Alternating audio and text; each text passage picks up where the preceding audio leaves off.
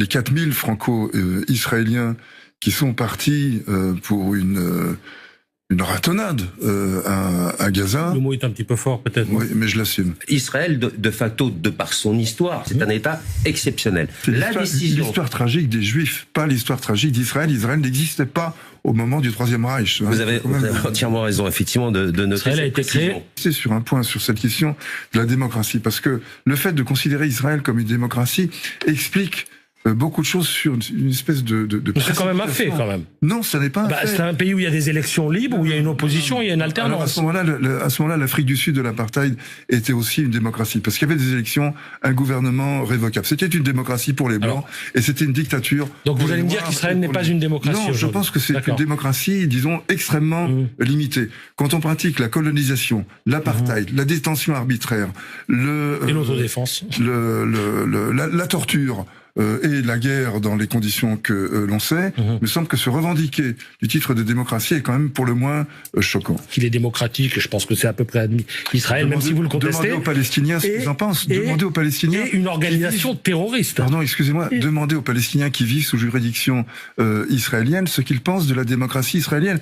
Mais en mai dernier, le procureur a émis des requêtes auprès de la chambre préliminaire de la Cour pénale internationale, qui est composée donc des juges capables d'émettre des mandats d'arrêt. Le procureur, lui, les demandait. Cela faisait 6 mois que cette histoire était en suspens, au point qu'un certain nombre de gens, dont moi, pensaient que l'affaire était dans le sac, si j'ose dire, c'est-à-dire que jamais ces mandats ne seraient émis.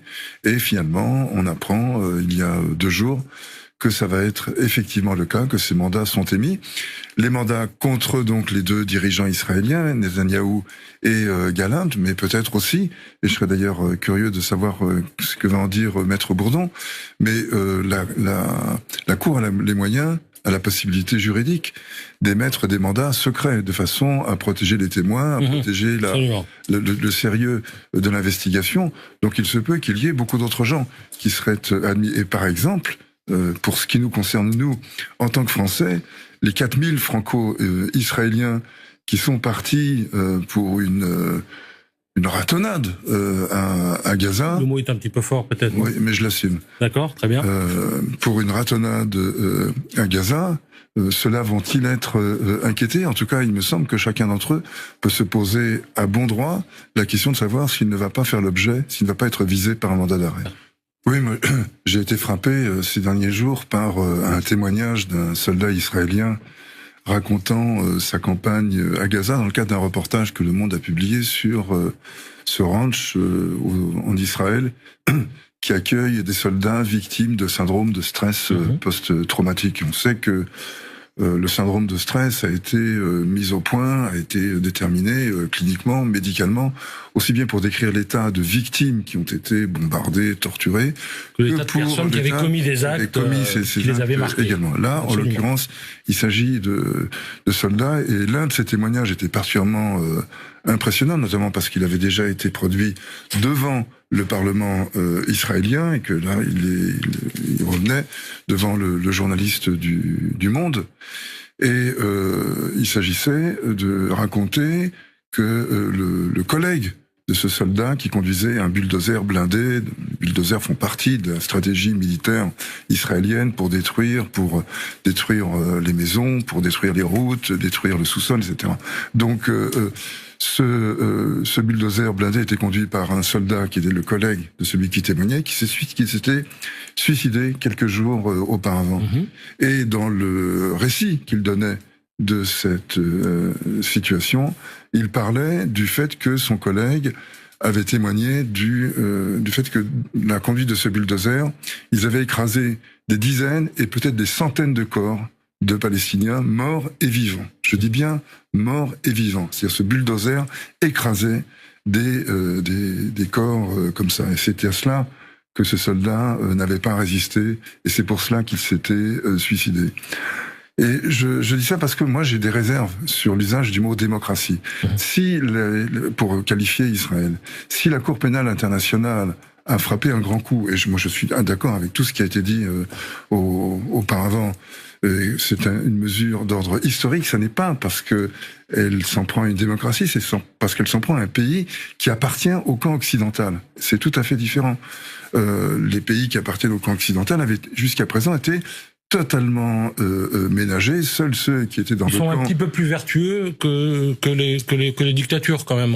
Vous me le concéderez, en général. Oui, c'est vrai, je vous le concède, mais du point de vue des faits, et notamment de l'organisation juridique...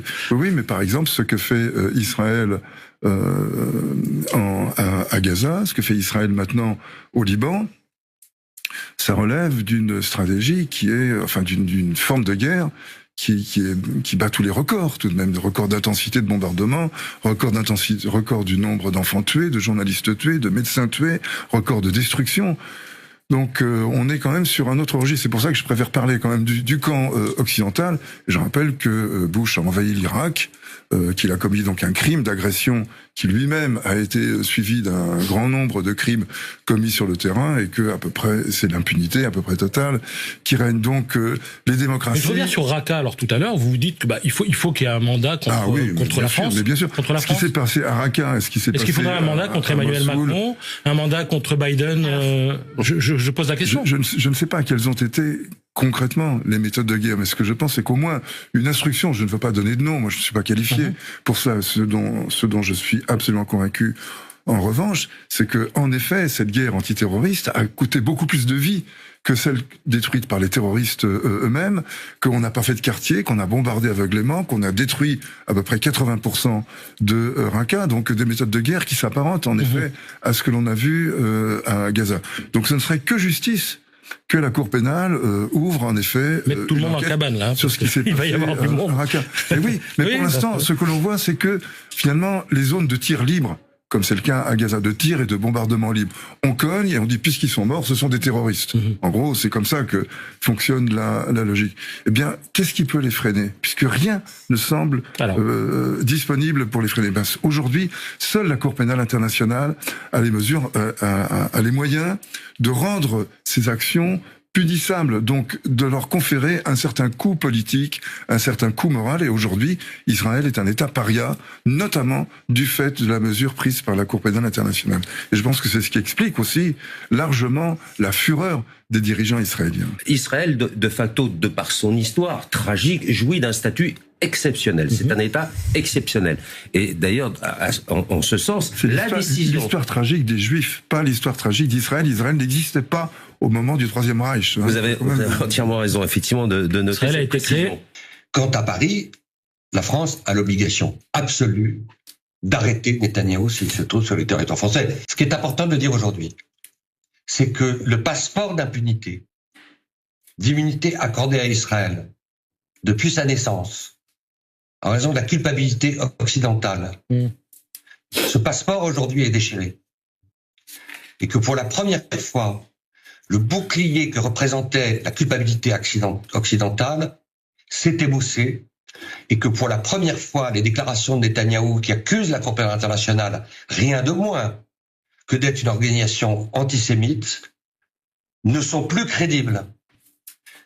Et que tout le monde comprend que les mandats d'arrêt peuvent être peut-être le meilleur bouclier contre ce que fabriquent chaque jour les bombardements à Gaza, les crimes commis contre les prisonniers palestiniens, les tortures, les bombardements au Liban Sud, c'est-à-dire d'universaliser l'antisémitisme et d'être une fabrique de l'antisémitisme. Restituer de la crédibilité de la CPI, c'est lui redonner de l'universalité, c'est-à-dire chacun a droit à la vie, chacun a droit à un juge. Et tous les crimes internationaux, tous ceux qui commettent des crimes internationaux sont redevables devant le juge international, Israël compris, quels que soient les embarras et quels que soient les vieux fonds de culpabilité occidentale. Clair qu'Emmanuel Macron n'invitera plus Benyamin Netanyahou à quelque conférence que ce soit, à quelque entrevue en face à face que ce soit. Il ne viendra pas à l'inauguration de Notre-Dame. Il viendra nulle part. Et même en voyage privé, il ne pourra plus venir en France. Donc ça, c'est un point. Mais si la France disons, ne le faisait pas. Oui, c'est clair, la Mongolie peut se le permettre vis-à-vis de Vladimir Poutine, mais la Mongolie, qu'est-ce que c'est au niveau international, sans être déplaisant? Un pays de l'ONU, un pays qui a ratifié le traité. Voilà, mais dont l'influence est équivalente à celle de mon petit doigt. Ce sont quand même les États-Unis qui se ridiculisent dans cette histoire, parce que Biden n'a pas eu assez de mots pour célébrer les mérites de la Cour pénale internationale quand elle c'était a mis un mandat contre Poutine, et il n'a pas assez de mots pour la flétrir, pour la descendre, quand c'est un mandat contre Netanyahou. Et ça va pas forcément s'arranger avec Trump. Il y a Non, bien entendu, ça ne va pas s'arranger avec Trump. Sauf que Trump n'aurait pas sans doute pas félicité la CPI pour son mandat contre Poutine. Il me semble que la Commission des droits de l'homme, devenue le Conseil des droits de l'homme, était vraiment une sorte d'épine irritative, où en effet se passaient des choses, comme vous les avez dites, qui sont au mieux surréalistes, au pire choquantes, littéralement scandaleuses. Mais tout ça ne doit pas quand même écarter l'action des Nations Unies dans toute une sorte de domaines, l'OMS, les réfugiés, enfin la santé, l'ESCO, l'éducation, bien sûr, l'éducation, etc. Donc une agence des Nations Unies qui, en effet, à mon avis, n'avait tout simplement pas lieu d'être, peut ternir l'image des Nations Unies dans Parce qu'il y a eu plusieurs incartades, hein, je crois, le droit des femmes et je sais plus ce que c'était l'autre, les droits de l'homme, je crois. Oui, enfin, donc la Chine, l'égalité homme-femme et puis les droits de l'homme. Présider des commissions. Enfin, ça n'est un petit appendice des Nations Unies dans un appareil qui est quand même très important et dont malgré tout on a besoin. Il me semble au contraire la décision de la Cour pénale internationale va rehausser le statut, le prestige des Nations Unies qui en ont bien besoin. Parce que ces derniers temps, en effet, leur absence, leur impuissance, leur recul sur... C'est la Cour pénale qui va tirer vers le haut les Nations Unies, selon vous. Aujourd'hui, en tout cas, il me semble que c'est bien le cas. Et je voudrais quand même insister sur un point, sur cette question de la démocratie, parce que le fait de considérer Israël comme une démocratie explique beaucoup de choses sur une espèce de c'est quand même un fait, quand même. Non, ça n'est pas un fait. C'est un pays où il y a des élections libres, où il y a une opposition, il y a une alternance. Alors à ce moment-là, l'Afrique du Sud de l'apartheid était aussi une démocratie, parce qu'il y avait des élections, un gouvernement révocable. C'était une démocratie pour les Blancs, et c'était une dictature. Donc vous allez me dire qu'Israël n'est pas une démocratie? Non, je pense que c'est une démocratie, disons, extrêmement limitée. Quand on pratique la colonisation, l'apartheid, la détention arbitraire, et l'autodéfense, la torture, et la guerre dans les conditions que l'on sait, il me semble que se revendiquer du titre de démocratie est quand même pour le moins choquant. Est-ce que vous avez le sentiment aussi qu'il n'y a pas un problème du côté de la CPI, pardonnez-moi d'insister, c'est mon rôle, lorsque la CPI met sur un plan d'égalité, pardon d'y revenir, un pays dont je pense qu'il est démocratique, et je pense que c'est à peu près admis, Israël, même si vous le contestez. Demandez aux Palestiniens ce qu'ils en pensent. Demandez aux Palestiniens. Et une organisation terroriste. Pardon, excusez-moi. Demandez aux Palestiniens qui vivent sous juridiction israélienne ce qu'ils pensent de la démocratie israélienne. Il y a beaucoup d'Arabes israéliens qui pensent qu'elle est effectivement, qu'elle fonctionne. Ah oui. Il y a 2 millions d'Arabes israéliens. Oui, il y a 2 millions d'Arabes israéliens. Demandez-leur. Regardez comment ils s'expriment. Il y a eu pas mal de reportages là-dessus. Je dis pas qu'ils pensent tous comme ça, mais... Non.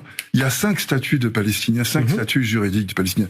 Les Palestiniens de 48, disons que les Palestiniens à l'intérieur d'Israël, les Palestiniens de Jérusalem, les Palestiniens de Cisjordanie, les Palestiniens de Gaza et les Palestiniens réfugiés. Je laisse de côté les réfugiés, ça n'est pas directement sous juridiction israélienne, bien qu'ils soient à l'origine quand même du statut de réfugiés. Mais 4 statuts juridiques différents, dont 2 qui sont à Gaza et en Cisjordanie des statuts juridiques nuls, c'est-à-dire ce sont des gens qui n'ont aucun droit et qui vivent à côté de gens qui les envahissent et qui ont tous les droits. Si vous appelez ça une démocratie, alors moi je ne sais plus quelle valeur attacher au mot. Il me semblait qu'il y avait des élections libres dans ce pays. Il y a des élections libres. Ça suffit pas pour déterminer qui est Afrique du Sud. À ce moment-là, si, il y avait des élections qui étaient libres pour les Blancs en Afrique du Sud. Pour les Blancs, que pour les Blancs. Et il y avait aussi des députés noirs à l'Assemblée. Eh bien, l'Afrique du Sud n'était pas une démocratie, c'était un État raciste, comme l'est l'État israélien.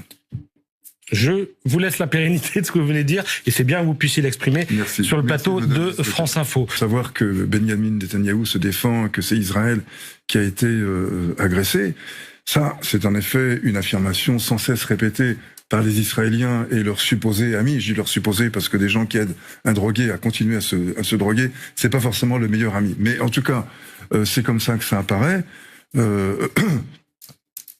La guerre n'a pas commencé le 7 octobre. Israël était en situation d'occupation. Gaza était un territoire occupé. Et la résistance à l'occupation C'est pas passé à Gaza le 7 octobre. est un droit. C'est passé sur le territoire israélien. Hein. D'accord, bien sûr, oui, parce que Vous êtes ils d'accord sont pour allés- dire que c'est un pogrom? Non, je suis pas Ah non, d'accord pour dire que c'est un pogrom, bien que je l'ai dit au départ sous le coup de l'émotion, Ah bah, car j'étais vous extrêmement retirez le choqué. Oui, non, c'est un acte de terreur, c'est un acte terroriste, un crime contre l'humanité. Ça ne fait absolument aucun doute. Donc ma condamnation est sans réserve. Et simplement, c'est aussi à situer dans un contexte, le contexte d'un pays occupant qui a lui-même causé des milliers et des milliers de morts et de blessés dans les années qui ont précédé. Donc on ne peut pas imaginer que tout commence le 7 octobre avec une agression énigmatique, mystérieuse, sans aucune explication contre des gens qui n'avaient rien fait à ceux qui les ont attaqués. Ça, c'est la version israélienne officielle de la chose, car il y a aussi des versions israéliennes opposantes de la chose qui reconnaissent tout à fait ce que je viens de dire. C'est en cela que je disais que ces voix peuvent s'exprimer et que c'est une démocratie plutôt moderne par rapport à l'Afrique du Sud. Vous y revenez. Il y avait aussi des voix qui s'exprimaient contre l'apartheid. J'ai connu l'Afrique du Sud. Oui, mais elle finissait en prison. Non, pas du tout. Les voix blanches... Mandela, il a fait 27 ans de tôle, quand même. Mandela était noir, je vous le rappelle. Oui. Les voix blanches qui s'exprimaient contre l'apartheid n'étaient pas en prison. Elles étaient menacées, elles couraient des risques, et c'est bien la situation des Israéliens dissidents aujourd'hui qui critiquent leur gouvernement. Je vous rappelle que... Et elles ont fini par l'emporter en 92. Appeler à des sanctions c'est-à-dire appeler à l'application du droit international contre Israël, c'est encourir une peine de prison si on écoute en tout cas l'actuel ministre de la Justice qui propose une loi permettant de punir soit de 10 ans, soit même de 20 ans de prison si cela arrive en situation de guerre, l'appel de citoyens israéliens à des sanctions contre le gouvernement israélien. Une belle démocratie. On évoquait tout à l'heure